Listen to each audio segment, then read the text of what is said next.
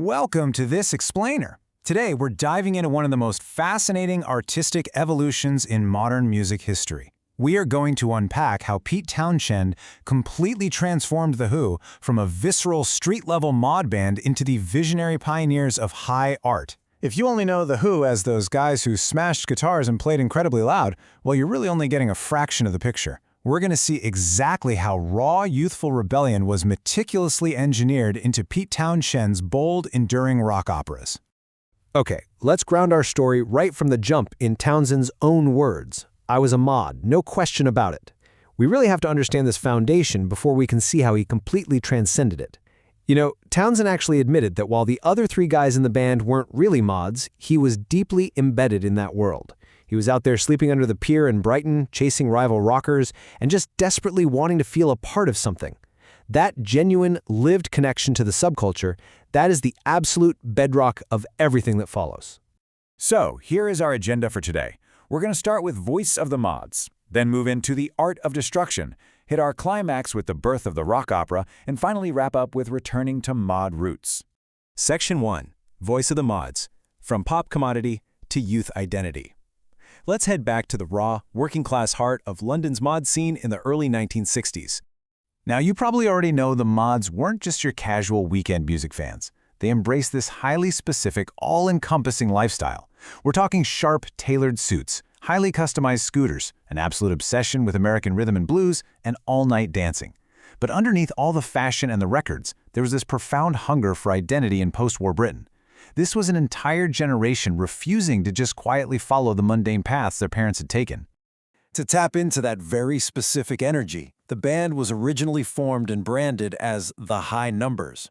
Actually, that was done at the behest of their publicist to cater strictly to the mod scene. Even the name High Numbers was a direct reference to a coveted mod fashion item. But it didn't take long for them to realize that being a niche fashion accessory just wasn't enough. So they rebranded as The Who, pivoting from a scene-specific product to a band that could capture the voice of a whole generation refusing to be ignored.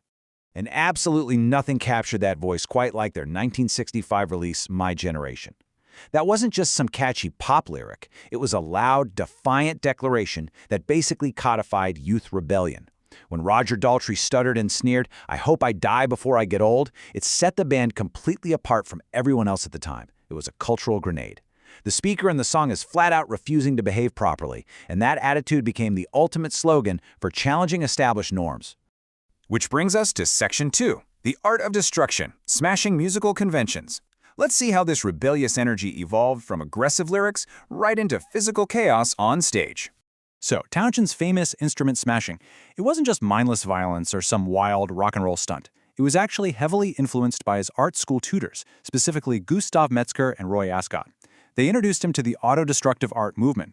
This was a concept where artists used destructive methods as a deliberate medium for expression. It was a serious cultural commentary, redefining art as a process that involves both creation and annihilation, all rolled into one. Townshend essentially took this highbrow academic concept and weaponized it for the pop stage. Breaking a mass-produced guitar was a highly calculated artistic statement against commodity culture. He was out there demonstrating that consumer goods are ephemeral. They just don't last. But practically speaking, it also worked as a brilliant performance strategy. Smashing their gear elicited this intense, visceral reaction that forged a shared, almost primitive emotional experience with the crowd. It shattered the barrier between the performer and the observer. It was dangerous, it was alive, and it made sure no one ever forgot a Who concert.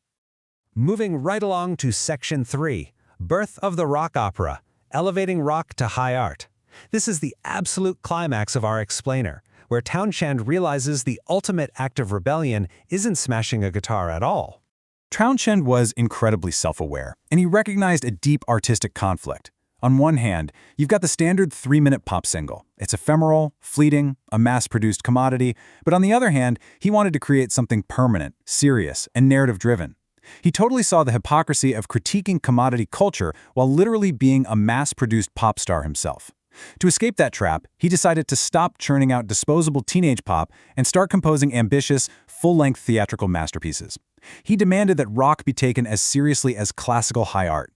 It's kind of wild to track this rapid, almost frantic evolution because it happens over just 4 years. In 1965, they deliver the aggressive anthem My Generation.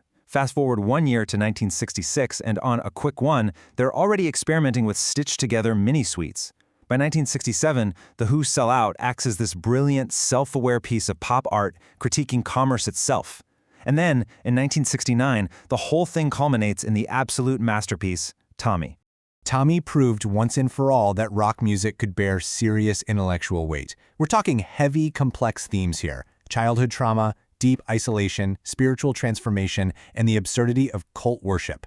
Townshend wrote an entire full-length story about a deaf, dumb, and blind boy just to explore the falseness of the world and the deep dangers of celebrity worship, which, by the way, was something he was observing firsthand as crowds worshipped rock stars like literal deities. It was ambitious, it was risky as hell, and it completely changed the landscape of popular music. Rock was no longer just frivolous entertainment. And that leads us perfectly into Section 4, returning to mod roots, Quadrophenia. For our final act, we're looking at how Townshend brought those sophisticated, high-art ambitions full circle. With their second rock opera, Quadrophenia, released in 1973, the band returned to their mod beginnings. But make no mistake, this wasn't some nostalgic cash grab. They explored the mod subculture through a much darker, highly reflective lens. The story follows Jimmy, a young mod desperately searching for identity, grappling with mental health, and just trying to find a place where he belongs. It took all the frantic energy of their early days and subjected it to the intense, rigorous narrative structure they had perfected with Tommy. So here's the really crucial takeaway. Townshend successfully managed to merge the elevated classical structure of a traditional opera with the gritty, amphetamine-fueled reality of a working-class youth in 1960s London. He took the everyday struggles of kids wearing tailored suits and riding scooters and elevated them to the level of high art. It was a massive, somewhat arrogant leap, as Townshend himself later noted, and he leaves Jimmy's fate totally ambiguous at the end, forcing us to confront the harsh reality rather than just handing over a neat, easy conclusion. When you look back at it, The Who's enduring legacy is incredibly clear. By flat-out refusing to just be an ephemeral pop act, they essentially re-engineered the blueprint for hard rock and punk. They showed future generations exactly how to weaponize a recording studio. But most importantly, they elevated rock to high art without ever losing that volatile, working-class authenticity. They proved without a doubt that you can be loud, aggressive, and incredibly destructive, while still creating sophisticated, conceptual art that demands to be studied. I'm going to leave you with this provocative thought to chew on. We typically associate rock rebellion with smash guitars, ear-splitting feedback, and screaming about dying young, right? But when youthful rebellion actually grows up, is creating a permanent, enduring, intellectual masterpiece actually the most rebellious thing you can possibly do? Think about it. Defying the expectation that you're just disposable pop might just be the ultimate middle finger to the establishment. Thanks so much for joining me for this explainer, and keep questioning what you think you know.